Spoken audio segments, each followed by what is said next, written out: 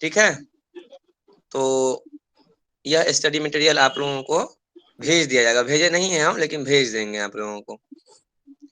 और आप लोग जब द्विवेदी ये पढ़ चुके हैं, भारतीय चल के हम लोग द्विवेदी युग में क्या,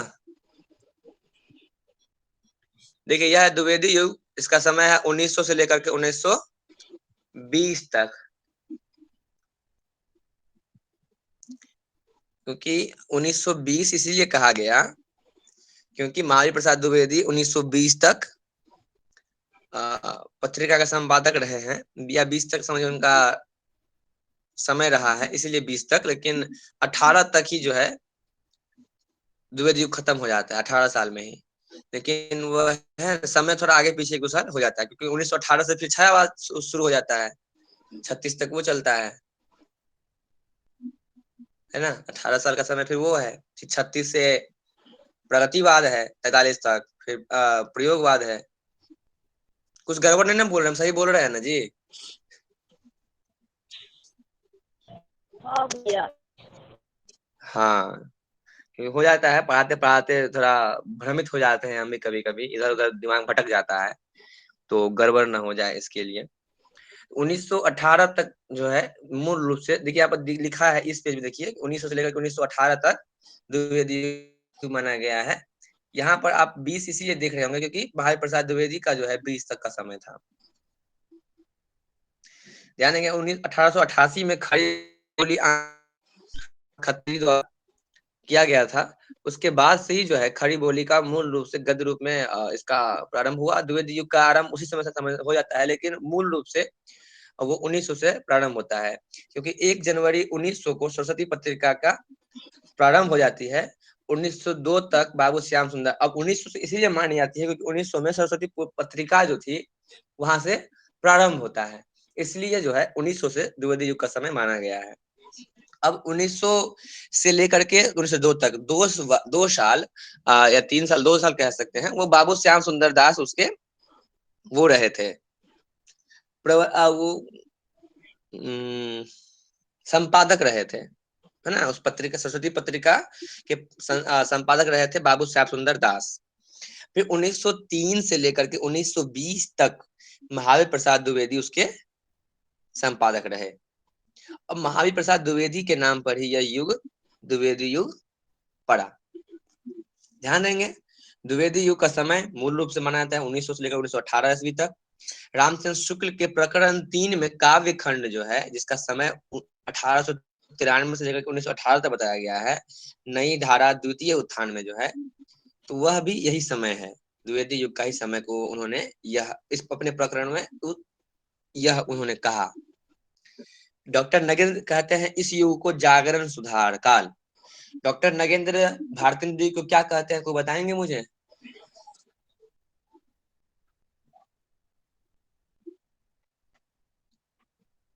सुधार। भारतेंदु युग को डॉक्टर नगेंद्र किस नाम से सुशोभित करते हैं?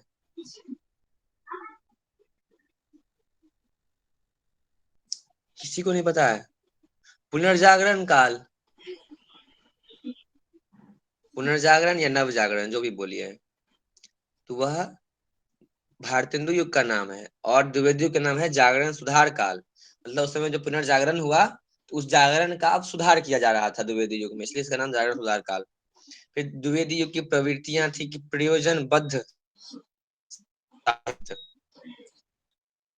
है ना, किसी खास मकसद से जो है उस समय रचना हो रही,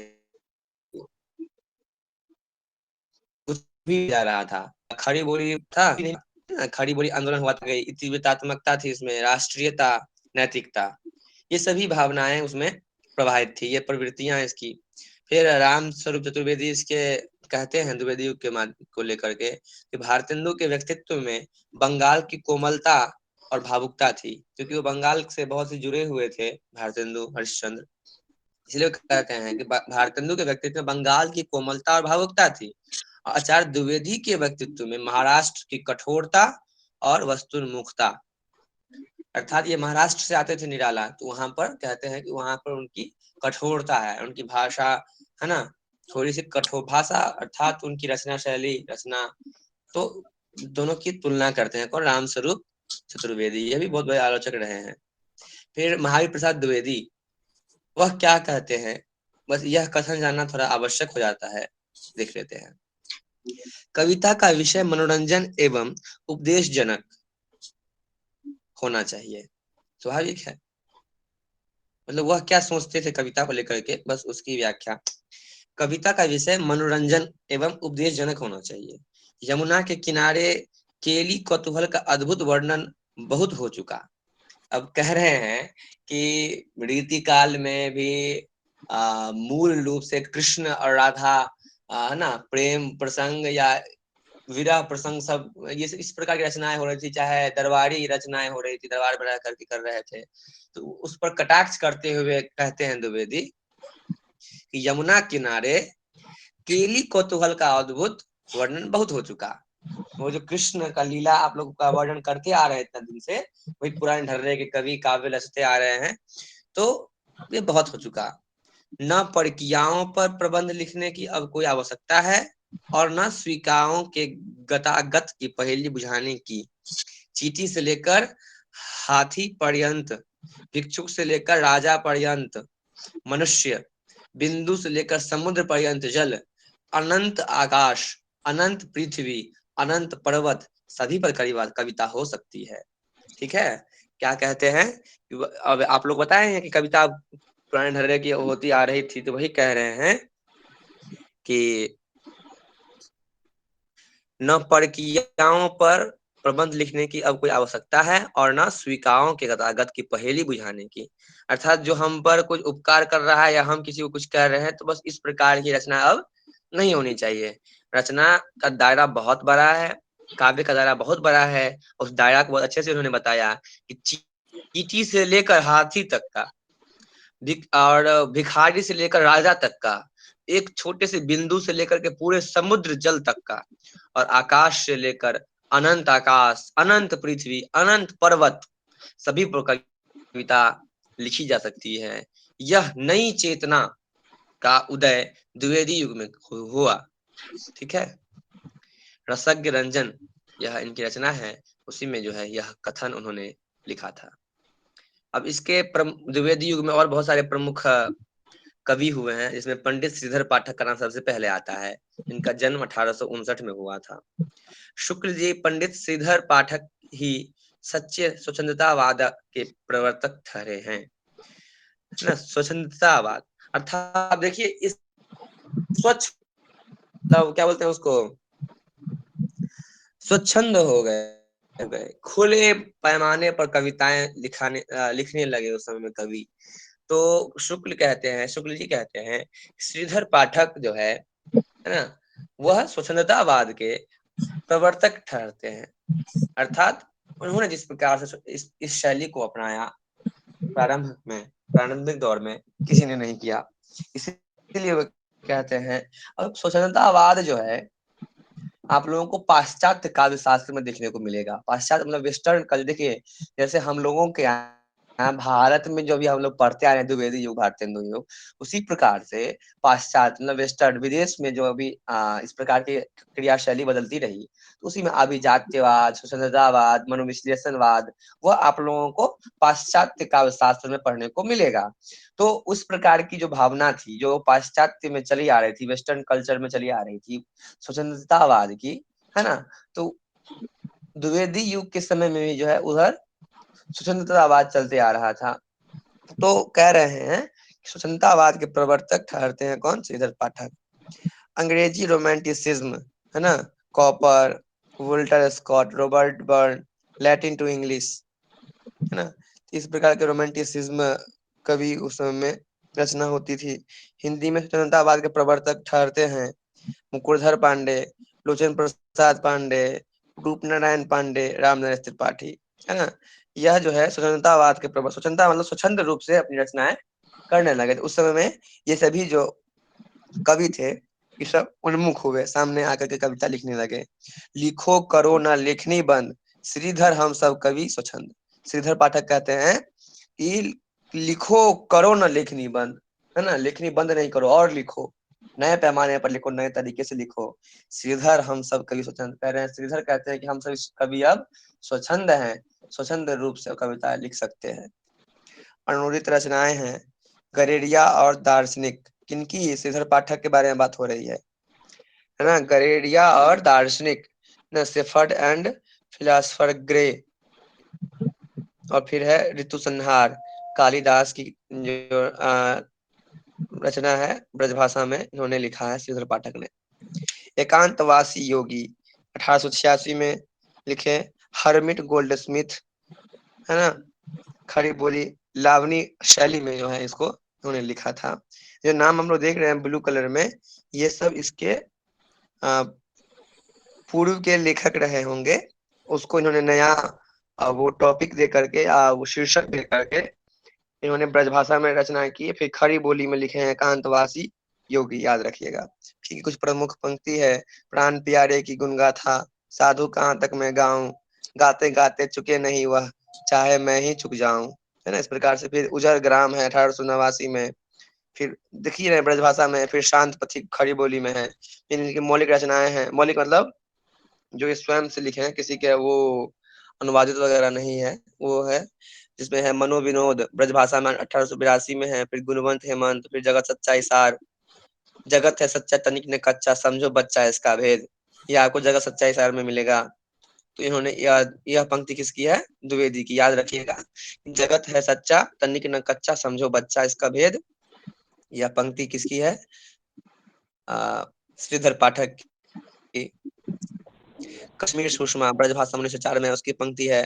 प्रकृति यहाँ एकांत बैठी, निज रूप सवारती, पल पल पलटती, भेष क्षणिक छवि छीन छीन धारती।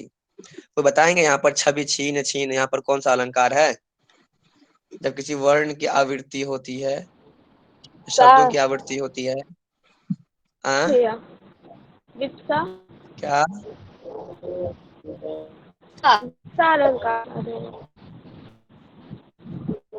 उल्टा कर देखिएगा फिर से अलंकार आप लोग। देखिए अलंकार क्या है ना, हर 2 दिन 4 दिन पर उल्टा करके, और जो भी प्रमुख प्रमुख अलंकार है, यमक है, रूपक है, उपमा है ना, फिर विप्सा है, अनुप्रास है, तो इस सभी उपमा को जो अलंकारों को जो है पढ़ते रहिए, दोहराते रहिएगा ना, तो अभ्यास में रहेगा, ताकि आप लोगों को समझने में दिक्कत ना हो कहीं पर भी। अभ्यास, बस अलंकार अभ्यास की चीज है।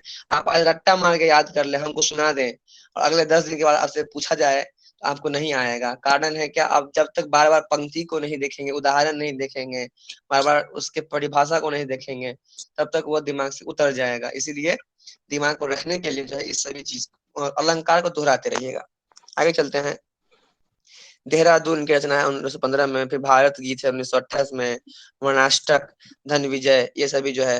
फिर स्वर्गीय वीणा की पंक्ति है, सांधस अटन, ये व्याख्या है, इन सभी का पंक्ति जो है यहाँ पर दिया गया है। इसको आप लोग अच्छे से पढ़ लीजिएगा, क्योंकि पंक्ति आप लोग इसलिए बता रहे हैं क्योंकि पंक्ति है हम अपने ये पीडीएफ एक्चुअली मेरे लिए है, हम लोग को दिया गया है। तो हम लोग ऑब्जेक्टिव जब पढ़ते हैं ना, तो पंक्ति से प्रश्न आता है कि यह पंक्ति किसकी है, यह पंक्ति किसकी है, तो इसके लिए इसमें पंक्ति दिया गया है। तो आप लोग कोई फायदा नहीं करेगा इनके द्वारा प्रमुख प्रमुख पंक्ति। आप लोग जब रामचंद्र शुक्ल की या और नगेंद्र की पुस्तक जो पढ़िएगा ना, डॉक्टर नगेंद्र की, उसमें भी पंक्ति का उल्लेख मिलेगा आप लोगों की, हाँ ये इस कवि की प्रमुख प्रमुख इस रचना की यह पंक्ति है जो दिया गया है। तो पढ़ लीजिएगा, उसे वो पढ़ने के लिए दिया रहता है कि समझे किस प्रकार की भाषा शैली उन लोगों की उस समय में थी। ठीक, हम लोग पढ़ेंगे अब पंडित अयोध्या सिंह उपाध्याय हरिऔध को, है ना। इनका समय था 1865। नागरी प्रचारणी के गृह प्रवेशो पढ़ने से गृह प्रवेश का उत्सव मनाया जाता था। आज हमने भरे तो क्या किया, है पड़ा मैदान कोसों का अभी, मौलवी ऐसा न होगा एक भी, खूब उर्दू जो न होवे जानता। इसका कोई अर्थ है?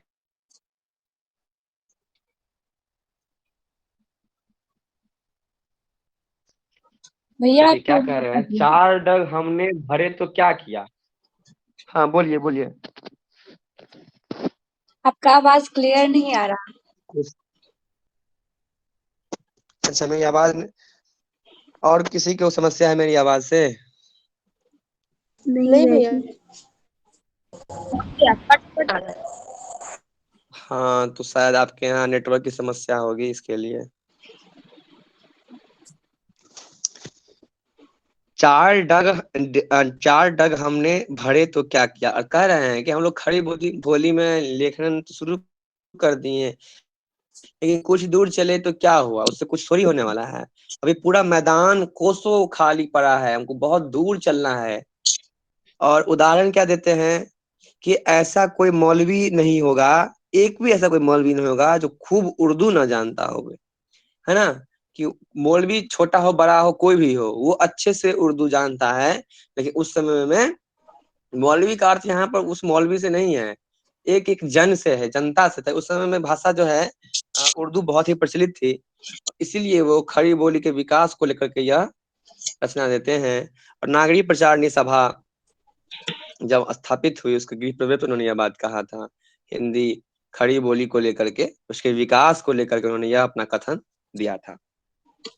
प्रिय प्रवास इनकी बहुत ही महत्वपूर्ण रचना है, 1914 में प्रकाशित हुई थी, 17 सर्ग है इनके ना। खड़ी बोली में लिखा गया हिंदी का पहला महाकाव्य, ध्यान देंगे, है ना, कि खड़ी बोली में जो है, खड़ी बोली हिंदी में लिखा गया यह पहला महाकाव्य, कोमल कांत पदावली और तुकांत संस्कृत वृत्त, ये सभी जो है इनकी रचना है, किनकी, अयोध्या सिंह उपाध्याय हरिऔध की। ध्यान देंगे, आगे है, विरह वेदना से क्षुब्ध वचनावली प्रेम की अनेक अंतदशाओं की व्यंजना करती हुई बहुत दूर तक चली जलती है। जैसा कि इसके नाम से प्रकट है, इसकी कथा वस्तु एक महाकाव्य क्या अच्छे प्रबंध काव्य के लिए भी अपर्याप्त है, अतः प्रबंध काव्य के सब अवयव इसमें कहाँ आ सकते हैं। पुराना नाम था ब्रजांगना विलाप, प्रिय प्रवास का पुराना नाम क्या था, ब्रजांगना विलाप, लेकिन बाद में उसको प्रिय प्रवास कर दिया गया। प्रिय प्रवास पर मंगला प्रसाद पारितोषिक इनको पुरस्कार भी मिला है। कथन है, मैंने श्री कृष्ण चंद्र को इस ग्रंथ में एक महापुरुष की भांति अंकित किया है, ब्रह्म करके नहीं। कह रहे हैं एक महापुरुष मतलब एक अच्छे व्यक्तित्व थे, महापुरुष हमारे देश में महात्मा गांधी सब है ना, इस प्रकार से वो कह रहे हैं कि उनको हम एक महापुरुष की भांति रखे हैं, श्री कृष्ण को ब्रह्म मतलब भगवान मान करके नहीं रखे हैं प्रिय प्रवास में, ठीक है। क्योंकि वो खुद क्योंकि द्विवेदी में इस चीज का विरोध हुआ था, कृष्ण को कितना दिन हम लोग वही लीला करते प्रेम प्रसंग दिखाते रहेंगे महापुरुष की भांति। कृष्ण तो वाकई में, कृष्ण की लीलाओं का अनेक वर्णन हो सकता है, तो महापुरुष की भांति उन्होंने वर्णन किया था। फिर है पारिजात 1937 में आया 15 सर्ग में, फिर वैदेही वनवास 1940 में 18 सर्ग में है। फिर चुभते चौपदे उसकी पंक्ति है, क्यों पले पीस कर किसी को तू, है बहुत पॉलिसी बुरी तेरी, हम रहे चाहती पटाना ही, पेट तुझसे पटी नहीं मेरी। पेट को लेकर के, खाने पीने को लेकर इसमें बात होती है। फिर चौखे चौप दे, फिर बोलचाल की मुहावरे दानी इसको कहा जाता है। फिर रस कलश इनकी बहुत प्रमुख कीर्ति है। हरिऔध की कुछ पंक्तियां यहाँ पर दी गई है, तो इसको आप लोग अच्छे से पढ़ लीजिएगा। आज हम लोग जो है आप लोगों को दो कवि को पढ़ा दिए हैं, अयोध्या सिंह उपाध्याय हरिऔध को और श्रीधर पाठक को, है ना। फिर हम लोग महावीर प्रसाद द्विवेदी पर अगले दिन बात करेंगे, और आप लोगों को जो है हम आधुनिक काव्य जो है आप लोग को हम भेज देते हैं, ठीक। अच्छा, आप लोगों को कुछ पूछना भी है तो बोल दीजिए।